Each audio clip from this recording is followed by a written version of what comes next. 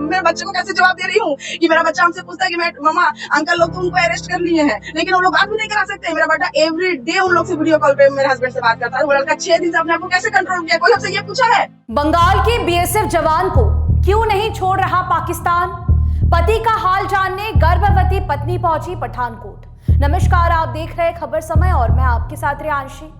हुगली का बीएसएफ जवान पीके साव को पाकिस्तानी रेंजर्स के कब्जे में रहते हुए कई दिन हो गए हैं। जवान के बारे में कोई समाचार नहीं मिल रहा है, इसीलिए परिवार परेशान है। परिवार का धैर्य जवाब देने लगा है। अधिकारी सिर्फ इतना ही कह रहे हैं कि पीके साव की रिहाई का प्रयास लगातार चल रहा है। जवान के परिवार का बुरा हाल है। माता पिता दोनों की आंखें शून्य हो गई हैं। केंद्र सरकार से विनती करते रहे हैं, पर समस्या ऐसी है कि इसका शीघ्र समाधान होता नजर नहीं आ रहा है।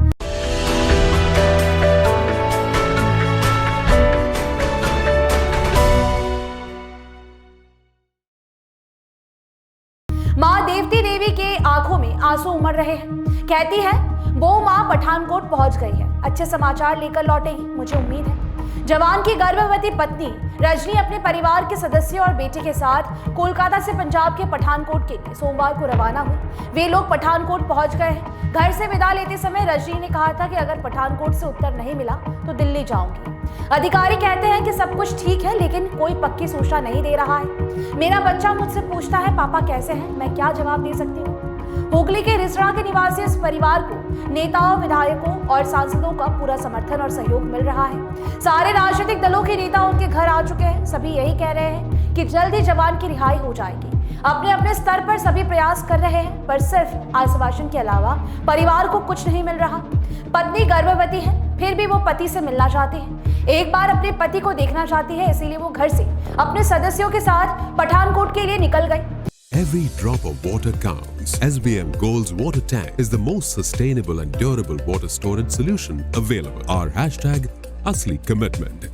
इस घटना के 7 दिन हो चुके हैं, लेकिन पीके साव की सलामती अथवा रिहाई के संबंध में कोई पक्की जानकारी नहीं है। बीएसएफ जवान पीके साव सीमा पर अपनी ड्यूटी कर रहे थे। गलती से वो सीमा पार कर पाकिस्तान में चले गए, जहां पाकिस्तानी रेंजर्स ने उन्हें पकड़ लिया और अपने कैद में डाल रखा है। उन्हें फोन पर परिवार से बात करने नहीं दिया जा रहा है। बीएसएफ और पाकिस्तान रेंजर्स के बीच जवान की रिहाई को लेकर कई बार बैठकें हो चुकी हैं, परंतु अब तक कोई अच्छी खबर सामने नहीं आई है। दोनों ओर तनातनी है। हालांकि बीएसएफ अधिकारी लगातार परिवार को आश्वस्त कर रहे हैं, परंतु पाकिस्तानी रेंजर्स की ओर से कोई ठोस जवाब नहीं मिल रहा है। रजनी अधिकारियों से मिलकर अपने पति की रिहाई के लिए ठोस प्रयास जानना चाहती है। वो जानना चाहती है कि सरकार और बीएसएफ अधिकारी उसके पति की रिहाई के लिए क्या कदम उठा रहे हैं। वो सरकार पर दबाव डालना चाहती है। बीएसएफ अधिकारियों पर भी दबाव बन रहा है। हालांकि बीएसएफ अधिकारी अपनी तरफ से भरपूर प्रयास कर रहे हैं, परंतु पाकिस्तानी रेंजर्स उनकी बात नहीं सुन रहे।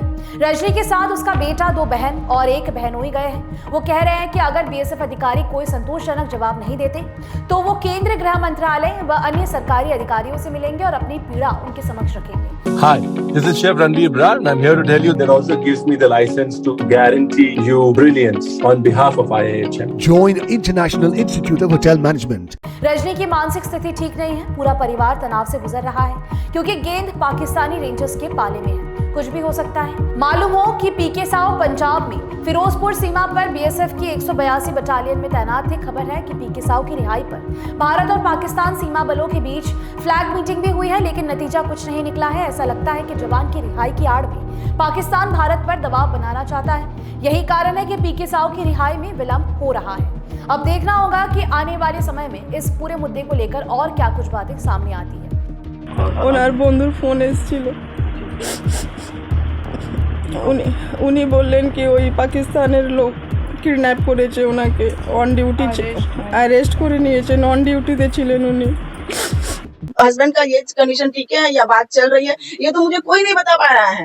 बोलते हैं कि मेरे बच्चे को कैसे जवाब दे रही हूँ कि मेरा बच्चा हमसे पूछता है कि मैं मम्मा अंकल लोग तो उनको अरेस्ट कर लिए हैं, लेकिन वो लोग बात भी नहीं करा सकते। मेरा बेटा एवरी डे उन लोग से वीडियो कॉल पे मेरे हस्बैंड से बात करता है। वो लड़का 6 दिन से अपने आप को कैसे कंट्रोल किया, कोई हमसे ये पूछा है? कोई नहीं पूछा हमसे अभी तक ये सब बात कि मैं रात में सोती हूँ कि नहीं, कि मैं खाती हूँ कि नहीं, कोई मुझसे ये नहीं पूछ रहा है। बस एक ही बात बताया जा रहा है कि आ जाएंगे आ जाएंगे आ जाएंगे। किसी बात पे बोले तो कैसे मैं मान लूँ कि आ जाएंगे? मैं किस पर ट्रस्ट करूँ? फिलहाल अभी के लिए दीजिए इजाजत। आपको बता दें कि आपके लिए खबर हमारे प्रतिनिधि सुरेंद्र श्रीवास्तव द्वारा लिखी गई है। धन्यवाद।